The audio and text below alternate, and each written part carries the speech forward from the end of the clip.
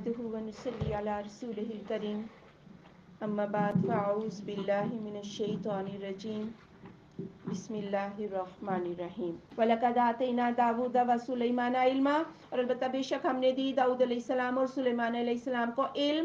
وَقَالَ الْحَمْدُ لِلَّهِ الَّذِي فَضَّلَنَا، اور انہوں نے کہا سب تعریفیں اللہ کے لیے، وہ ذات جس نے ہمیں فضیلت دی، عَلَىٰ كَثِيرٍ مِّنْ عِبَادِهِ الْمُؤْمِنِينَ، اپنے اکثر بندوں پر. یعنی داؤد علیہ السلام اور سلیمان علیہ السلام کو اللہ نے نبوت بھی دی، علم و حکمت بھی عطا کی، بادشاہ بھی اللہ نے بنایا، لیکن فخر و غرور نہیں آیا. وہ کہنے لگے شکر اللہ تعالیٰ کی ذات کا کہ اللہ نے ہمیں باقی بندوں کی نسبت اتنا کچھ نعمتیں عطا کی ہیں. وَوَارِثَ سُلَيْمَانُ داؤد، اور وارث ہوئے سلیمان علیہ السلام داؤد علیہ السلام کے.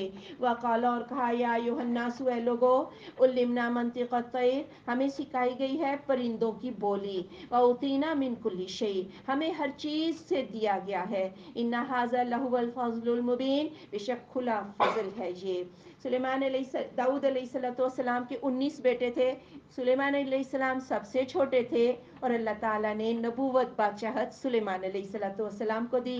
پرندوں کی بولیاں جو ہیں وہ بھی سلیمان علیہ السلام کو سمجھ میں آ سکتی تھی. ہمیں تو سمجھ نہیں آتا، لیکن پرندے جب آپس میں ایک دوسرے سے بولتے ہیں تو پرندے آپس میں ایک دوسرے کی بات کو سمجھتے ہیں، اور سلیمان علیہ السلام کو بھی سمجھ آ جاتی تھی. اور بڑے عظیم بادشاہ تھے، جتنی زیادہ نعمتیں تھیں اتنے ہی وہ اللہ کے شکر گزار بندے تھے. وَحُشِرَ لِسُلَيْمَانَ جُنُودُهُ مِنَ الْجِنِّ وَالْإِنسِ، اور اکٹھے کیے گئے سلیمان علیہ السلام کے لیے اس کے لشکر جنوں میں سے اور انسانوں میں سے، وَالطَّيْرِ، اور پرندوں سے. وَهُمْ يُوزَعُونَ، تو ان کو الگ الگ صف بندی کی گئی.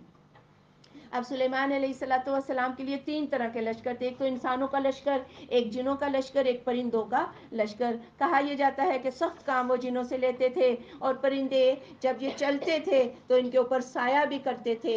یا یہ بھی کہا جاتا ہے کہ جیسے کہ ہدہد ہے، وہ پانی جہاں تلاش کرنا ہوتا ہے تو ہدہد کو پتہ چل جاتا ہے. بہرحال اللہ بہتر جانتا ہے.